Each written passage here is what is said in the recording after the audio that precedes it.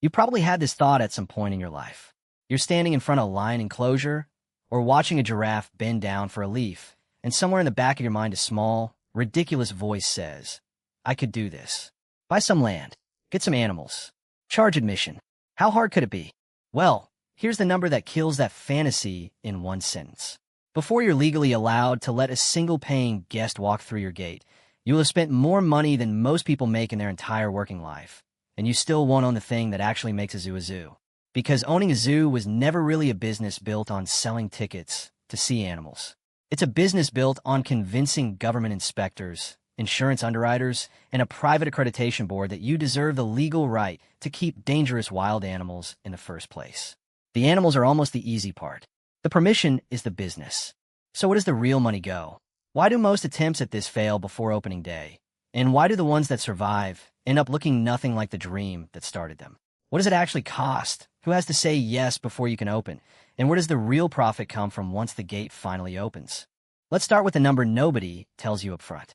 A mid-sized regional zoo, something in the range of 40 to 60 acres with a few hundred animals and a real shot at accreditation, will typically require somewhere between $35 million and $55 million before you sell your first ticket. Not to run it for a year, not to cover a rainy opening season, just to open the gate on day one. That number sounds absurd until you understand what you're actually paying for. You're not paying for animals. Animals, believe it or not, are often the cheapest line on the entire budget. You're paying for permission, for infrastructure, and for a level of risk management that most industries never come close to touching. Compare it to something more familiar for a second. Open a mid-sized restaurant, and you're likely looking at somewhere between $300,000 and $1 million to get the doors open. Open a car wash, one of the more capital-heavy small businesses out there, and you're still probably under $4 million. A zoo isn't 10 times more expensive than those businesses. It's often 50 times more expensive, and the animals aren't even the reason why. So before we get into what that $50 million actually buys, you need to understand something most people never stop to ask. Why does this business even exist in the expensive, bureaucratic form it does? Why isn't there a cheaper, faster, simpler version of this? The answer is that there used to be one. And the reason it's gone is exactly why zoos look the way they do today. For most of the 20th century, almost anyone with enough land and a truck full of exotic animals could open something calling itself a zoo. Roadside attractions, private menageries, loosely regulated collections that existed mostly on the goodwill of whoever happened to own the land that week. That era ended slowly, and then all at once, as animal welfare standards tightened, insurance markets got nervous, and the public started asking harder questions about how these places actually operated once the gates closed for the night. Out of that pressure came the modern gatekeeper of this entire industry, an organization called the Association of Zoos and Aquariums, usually just shortened to the AZA. It's a private accrediting body, not a government agency, but it functions like one in every way that matters. Roughly 10% of the animal exhibitors licensed by the USDA in the United States actually hold AZA accreditation. That's the real ratio. Out of every 10 places calling themselves a zoo, only one meets the standard that lets it participate in the parts of the industry that actually make this business sustainable over the long run. Why does that 10% matter so much? Because AZA accreditation isn't just a badge on your website or a plaque by the front gate. It's your ticket into something called the Species Survival Plan, a cooperative breeding and loan network that lets accredited zoos borrow, breed, and transfer animals between each other, often at little or no direct cost, because those animals are managed as a shared conservation population rather than individual private inventory. Lose that accreditation, or never earn it in the first place, and suddenly you're trying to source rare, tightly regulated animals on the open market instead, which is slower, dramatically more expensive, and far more legally restricted. On top of the AZA sits the USDA, which licenses anyone who publicly exhibits certain animals at all, accredited or not, and which can shut you down entirely for a serious violation regardless of what any private accreditor says. A single documented USDA welfare violation can trigger fines, mandatory corrective action plans, and in serious cases, suspension of your license to exhibit animals at all, effectively closing your business overnight until the issue is resolved. And underneath both of those sits a third gatekeeper most people never even think about until it's too late: your insurance underwriter. You'd assume the hardest part of this business is sourcing and caring for the animals themselves. It isn't. For a lot of first-time owners, the single hardest phone call in the entire process is the one to an insurance broker. Very few insurance companies are willing to write a policy covering a facility that houses animals capable of killing a human being in seconds. And the ones that specialize in this kind of coverage exist almost nowhere outside a handful of niche underwriters.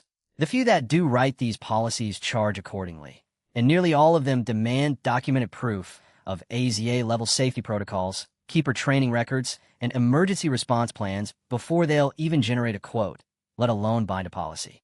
No policy, no ability to legally open to the public. It's that simple and that unforgiving. So here's the honest structural truth behind all of it. This business exists in its current expensive, heavily gate-kept form because three separate, unrelated authorities, a private accreditor, a federal licensing agency, and a small handful of specialized insurance underwriters, each independently decided that keeping dangerous wild animals in public requires a level of oversight most industries never see. None of the three will bend for you personally. You satisfy all three on their terms, or you simply don't open. There's a second layer to why this business looks the way it does, and it has nothing to do with any of those three gatekeepers directly. It's simple geography and demand. Most metro areas can realistically support one, maybe two, full-scale accredited zoos before the local donor base, the school tour pipeline, and the annual membership pool are already stretched thin. That means the first well-capitalized, properly accredited zoo into a region often becomes the de facto option for decades, not because any law granted exclusivity the way a franchise agreement might, but because the $50 million barrier to entry you just walked through makes a genuine second competitor extraordinarily unlikely to ever show up. The gatekeepers create the barrier. The economics of a limited local donor and visitor base make that barrier durable once it's cleared. So what does it actually cost to satisfy all three of them and get the gate open? Let's build that number from the ground up, piece by piece, the way you'd actually have to spend it. Land comes first, and it's not cheap for giving land. You need somewhere between 40 and 60 acres, ideally with existing road access and nearby utility infrastructure already in place, because running new water lines, sewer connections, and heavy-duty power out to a rural greenfield site can add millions of dollars before you've built a single enclosure. Realistic site acquisition and preparation for a project this size lands between $8 million and $15 million, depending heavily on how developed the land already is and how far it sits from existing infrastructure. Before you get to that number, there's one more assumption worth correcting because it changes what owning even means here. You'd assume that owning a zoo works like owning a restaurant or a gym, with a profit at the end of the year lands in your personal pocket. For most successful zoos in this country, it doesn't work that way at all. The vast majority of accredited zoos are structured as non-profit organizations, run by a board of directors rather than a single private owner drawing a check. That structure isn't an accident. It's often the only way to realistically qualify for that government subsidy covering 30 to 35% of revenue, and the only way to attract the large philanthropic donations that regularly fund a new exhibit outright. So when people say they want to own a zoo, what they usually end up building, if they succeed at all, is closer to a well-run public institution with a salaried executive director than a private business with a founder pocketing the year-end profit. The upside isn't gone. It just shows up differently as a stable career, real community standing, and a surplus that gets reinvested into the next exhibit rather than a personal dividend.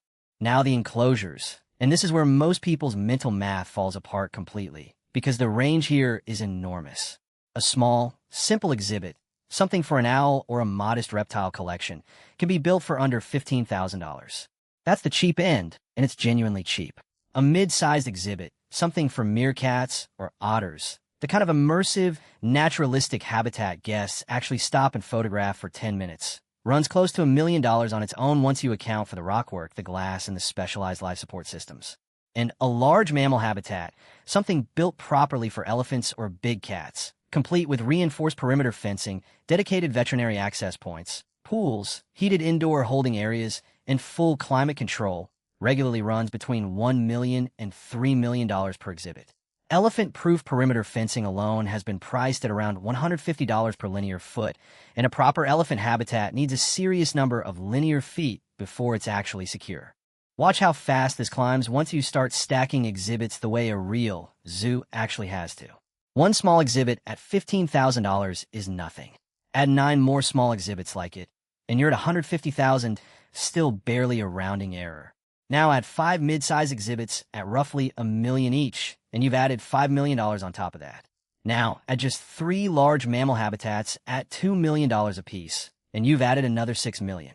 Stack all of that together, small, medium, and large, across the 15 to 20 major exhibits. A genuine mid-sized zoo actually needs to feel complete, and you land somewhere between $15 million and $25 million on enclosures alone, before a single animal has even arrived on site. Then there's the veterinary hospital itself, a facility most first-time buyers of this dream completely forget to budget for. Accreditation standards require a dedicated on-site animal hospital, complete with surgical suites, diagnostic imaging equipment capable of scanning everything from a snake to an elephant, and isolated quarantine wings to hold every single new arrival for weeks before it's ever introduced to the general collection. That facility alone, fully equipped, typically runs between $1 and $3 million, and it's not optional. No accreditation inspector will sign off without it, no matter how beautiful your exhibits look. Add animal acquisition, transport, and that mandatory veterinary quarantine and hospital infrastructure for incoming stock together, and you're realistically looking at $3 million to $7 million for this category alone. There's also a pre-opening cost most first-time owners underestimate badly: building the audience before the gate ever opens. A brand new zoo doesn't launch with an existing membership base or an established owner list. Signage, branding, a proper website and ticketing system, and a real regional marketing push in the months leading up to opening day are what turn a construction site into an actual destination people plan a Saturday around. Skimp here, and you can open a technically finished facility to an embarrassingly empty parking lot in week 1, which is exactly the wrong way to start a business already carrying $50 million of upfront capital. Add visitor-facing infrastructure, the admissions building, the gift shop, the cafe, restrooms, parking, and signage, another $5 million to $8 million. Add a genuine operating cash reserve, because no serious lender or board will let you open without one, another $2 million to $3 million. Land, exhibits, animals, visitor infrastructure, reserve. Stack all 5 of those categories together, and you land right back at that opening number from the very start of this video. Somewhere between $35 and $55 million, spent entirely before a single guest ever walks through the gate. And none of that money spends itself or builds itself. Behind every one of those line items sits a small army of specialists you'll need on payroll before opening day even arrives. Licensed zookeepers assigned to specific species, a veterinary team, a curator overseeing the overall collection and breeding coordination, groundskeepers maintaining acres of habitat, an education department running the school tour programs that often drive a meaningful share of weekday attendance, security staff trained specifically for animal containment emergencies, and a visitor services team running admissions, retail, and food service every single day the gate is open. None of these roles are optional or something you phase in later. Inspectors check staffing ratios against your animal collection before they'll even consider accreditation, which means your payroll has to be billed out to full scale before you've earned a single dollar of ticket revenue. But spending $50 million just to open the doors isn't actually the hardest part of this business. The hardest part is what happens every single day after you open, because the costs here don't slow down once construction wraps. They just change shape completely. Here's the mechanism that quietly ends most zoo ownership dreams, and it's almost never the one people expect. It's not a dangerous animal escaping. It's not a lawsuit from a bad afternoon. It's the accreditation renewal cycle itself. And once you understand how it works, you'll never look at a zoo the same way again. AZA accreditation isn't a one-time achievement you earn and then quietly enjoy forever. It has to be earned again, in full, every 5 years, without exception. Inspectors come back. Every enclosure, every veterinary record, every documented staffing ratio, every emergency protocol gets re-evaluated against whatever the current industry standard happens to be that year, and that standard only ever moves in one direction, stricter.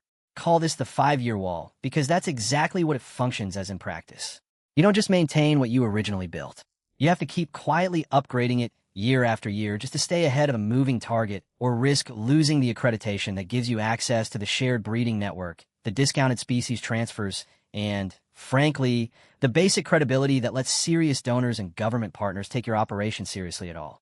Zoos that let maintenance slide, even slightly between inspection cycles, routinely get hit with 6- and 7-figure retrofit bills right when their cash reserves are already thinnest. usually a year or two after opening, exactly when the initial construction budget has been fully spent down and the business is still finding its footing. Picture a mid-sized zoo, 3 years into operation, still paying down construction debt, that gets flagged during its 5-year review for outdated enclosure barriers on a single large mammal habitat. The fix isn't optional, and it isn't cheap. It's a 6-figure retrofit, due on a timeline set by the inspector, not by the zoo's cash flow calendar. That's not a rare edge case. It's closer to the industry norm than the exception. The 5-year wall doesn't send a warning letter first. It just arrives exactly on schedule, whether your reserve account is ready for it or not. And underneath that recurring wall sits a daily operational grind that genuinely never lets up, storm or shine, holiday or slow Tuesday in February. Veterinary care for exotic species is a small, specialized, expensive field, and a mid-sized zoo typically retains full-time veterinary staff on payroll, plus outside specialists on call for anything beyond routine care. Watch how quickly feed costs alone climb once you actually run the math across a real collection. One large cat eating specialized, nutritionally balanced meat can run a few $100s a week on its own. Add 2 more large cats, and you've tripled that line before you've even touched the primates, the elephants, or the hoofstock herd grazing on the far side of the property. Multiply that across a collection of 300 animals spanning dozens of species, each with its own dietary requirements. And feed alone can easily run into 6 figures a year before a single vet bill or supplement is added on top. And that number doesn't pause for a slow month. It runs 52 weeks a year, whether attendance that quarter was record-breaking or embarrassingly quiet. Staffing ratios for dangerous animal care are strict by design and heavily documented for inspection purposes, which means you genuinely cannot run lean the way a normal retail business might quietly do during a slow quarter, cutting a shift here or there to protect the bottom line. The animals still need to be fed, monitored, and cared for on Christmas morning, during a hurricane warning, and through the slowest week of a bad tourism season, completely independent of how many guests actually walk through the gate that particular day. Layer seasonality on top of all of that, and the picture gets harder still. A zoo in a region with real winters can see attendance drop dramatically for months at a time, while every fixed cost from that point forward, feed, staffing, heating for indoor habitats, insurance, keeps running at full price regardless of how empty the walkways are on a cold Tuesday in January. Unlike a seasonal retail business that can simply close for the slow months, you cannot close a zoo for winter. The animals are still there. They still need to be fed, monitored, and kept warm, whether a single paying guest shows up that week or not. So if the costs never really stop, and the wall keeps quietly rebuilding itself every 5 years like clockwork, where does a zoo actually make its money? You'd assume it's ticket sales. Almost everyone assumes it's ticket sales, because that's the only transaction most visitors ever consciously see happen. It isn't, and understanding why is the single most counterintuitive part of this entire business. Here's the part almost nobody outside the industry understands. Most accredited zoos in the United States receive some real, meaningful form of government subsidy, and the typical figure sits around 30 to 35% of total annual revenue.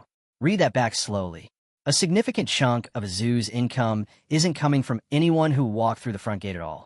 It's coming from municipal or state government support, because zoos are frequently classified and treated as public education and conservation infrastructure, closer to a public library or museum than a purely commercial theme park. That subsidy is often the single most stable, most boringly predictable line on the entire annual budget, arriving on schedule whether attendance that quarter was record-breaking or quietly disappointing. The rest of the real money, the part that actually separates a struggling zoo from a genuinely thriving one, comes from 3 sources that have almost nothing to do with that base admission price printed on the sign out front. Watch this number build the way it actually builds for a real zoo. Sell a single annual family membership for $80, and it's nothing, one transaction among thousands. Sell 3,000 of those memberships across a season, and that's $240,000, recurring whether that family visits once or 15 times that year. Layer and add on experiences on top. A giraffe feeding at $8 a head, a behind-the-scenes tour at $45 a person, a birthday party package at $300 a booking, and each of those individually small transactions carries a dramatically higher margin than the base ticket that got the family through the gate in the first place, because the fixed cost of that animal being there was already covered regardless. And then there's retail and food and beverage, sold to a genuinely captive audience with nowhere else to spend their money for the next 3 hours, which quietly becomes one of the highest margin lines in the entire operation. The same way it works at any destination someone can't easily leave and come back to later. There's a source of steady weekday revenue that rarely gets discussed too: school tour programs. A single school group might only pay a heavily discounted per student rate, sometimes a fraction of standard admission, but multiply that by several hundred students on a single Tuesday morning in spring, and it becomes a meaningful, predictable floor under weekday attendance during months when general public visits would otherwise be quiet. It's lower margin than a full-price weekend family ticket, but it fills a facility that's costing the same amount to staff and feed whether anyone shows up or not, which makes even a discounted group booking better than an empty Tuesday.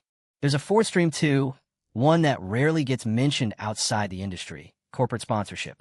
Walk through any major zoo and you'll notice exhibit signage crediting a local bank, a hospital system, or a regional business for funding that specific habitat. Those sponsorships can run from a few $1,000s for a small exhibit plaque to 6 or 7 figures for naming rights on a flagship habitat. And unlike gate admissions, that revenue often arrives as a single multi-year commitment rather than something you have to rebuild ticket by ticket every single day. So here's the honest, fully assembled picture once you put the real number back together for a mid-sized zoo doing respectable, not exceptional business in a typical year.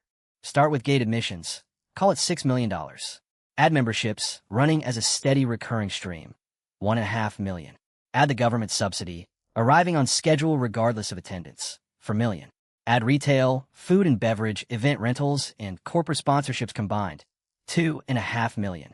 Stack all of that together, and you land at roughly $14 million in total annual revenue. Now watch it come back down, the same way it actually comes down on a real ledger. Subtract animal care and veterinary costs, the specialized feed, the on-call specialists, the routine blood work, and dental care most people never think about. $2.5 million gone. Subtract payroll for the specialized staffing this business is legally required to maintain around the clock: keepers, vets, curators, groundskeepers, education staff, security, and visitor services combined. $6 million gone. Subtract insurance, which for an operation housing animals capable of killing a person is never a small line item on anyone's budget. $800,000 gone. Subtract routine maintenance and the ongoing accreditation compliance work that never fully stops between inspection cycles. Another $1 million gone. Subtract general overhead, utilities, administration, and marketing. $1 million more. What's left, in a well-run mid-sized zoo in a normal year, typically lands somewhere in the range of 5 to 8% net margin. On $14 million in total revenue, that works out to roughly $700,000 to just over $1 million a year in actual surplus. The number an owner or a board actually gets to keep or reinvest once every gatekeeper, every animal, and every square foot of infrastructure has already been paid for that year. 7 figures on paper, on top of $50 million of upfront capital and a business that genuinely never stops needing money, even on the nights it's closed and dark and empty. That's not a bad outcome by any reasonable measure, but it's a completely different outcome than the one most people are quietly picturing the moment that line enclosure daydream first shows up. If any of this genuinely interests you, you don't need $50 million to start learning how it actually works. Most accredited zoos in the United States operate as registered nonprofits, which means their financial filings are public record. Search for your local zoo's most recent public tax filing, and you can see, in real numbers, exactly how much of their revenue comes from government support versus admissions, exactly what they spend on animal care, and exactly how thin or healthy their margin really is in a given year.